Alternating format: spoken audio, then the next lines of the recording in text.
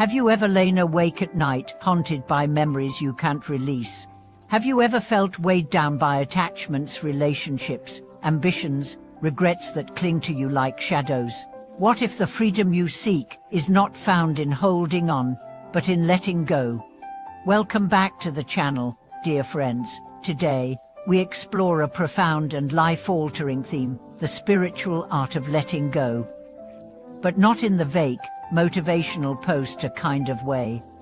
We'll dive deep into the lived experience of a remarkable being, Master Hong Yi, a man who left behind not just wealth and fame, but also romantic love and worldly success to walk the path of pure liberation.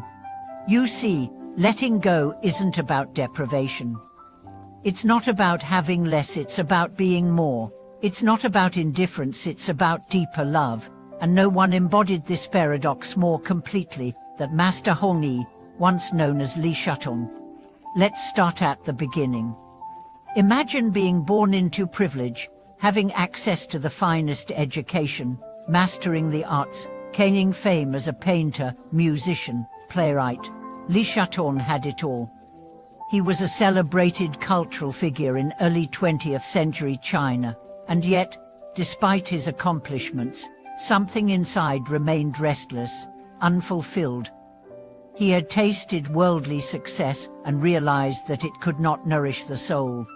The turning point came quietly, as it often does for seekers. Beneath the applause and accolades, he began to hear another voice, the voice of impermanence, the quiet whisper of spiritual calling.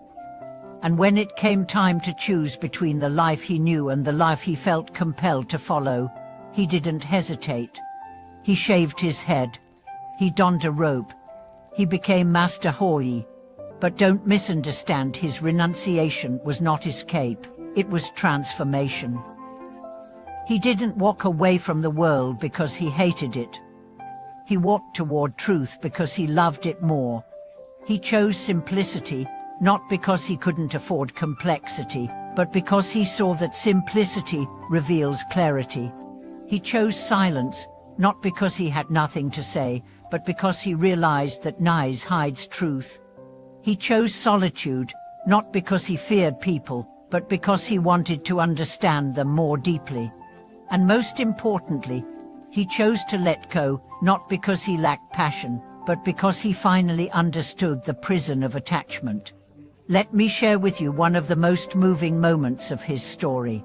As a young man studying in Japan, Li Shutung fell deeply in love with a woman named Tomoko. Their bond was real, tender, human. But when he chose the monastic path, he knew he could not bring her with him.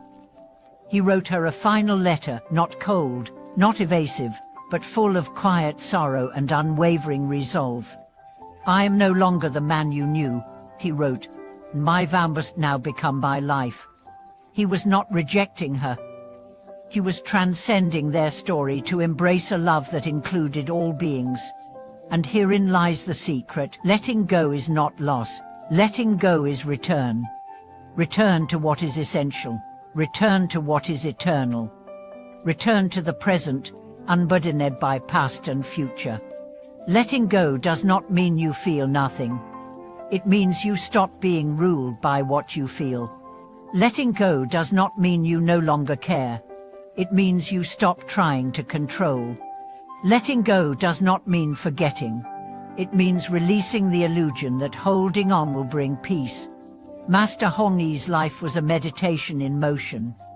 Everything he owned could fit in a single bag. He wore patched robes. He ate simple meals. And yet his presence radiated peace that no mansion could provide. He painted not to impress, but to express silence. He wrote not to be read, but to reflect stillness.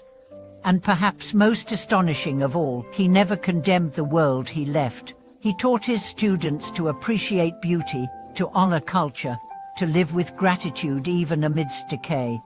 Because he understood the problem isn't the world, the problem is our grasping. The problem isn't the body. The problem is our obsession with it. The problem isn't emotion. The problem is our belief that emotion defines truth. So how do we begin to practice this kind of letting go? First, by observing where we are clinging. What story are you repeating in your mind? What outcome are you afraid to release? Who are you still trying to change, even if only in your imagination? Then, ask the deeper question, what is this attachment costing me? Is it robbing me of sleep, of peace, of clarity, of connection with the moment? And most crucially, is it truly love, or is it fear disguised as love? Because real love does not catch, it expands. Real love lets others breathe. Real love stays even when it says goodbye. One of Master Horny's favorite phrases was this: the single thought can break the cycle of suffering. That thought is not magical. It's not even necessarily spiritual. It's simply the thought that dares to say, I don't need to hold this anymore. When we dare to let go, the world doesn't end. It begins. You begin. And don't worry if you're not ready to let go all at once. Even the most seasoned monks struggle. The path is not instant release. The path is awareness. A gentle loosening, a softening, a pause, a breath. And over time, you realize that the thing you were gripping so tightly was never the source of your joy. The source of joy was always within you, waiting to be uncovered once the grip was loosened. One of his students once asked, Master, do you miss your old life? The music, the applause, the freedom? He smiled and said, the freedom is not in what you gain.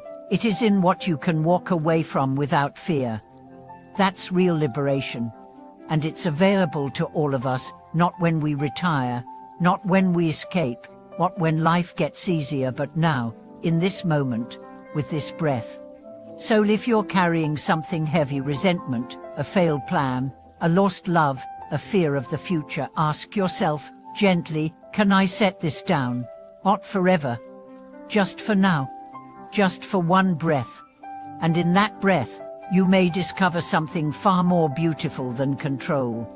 You may discover peace. Thank you for watching this video.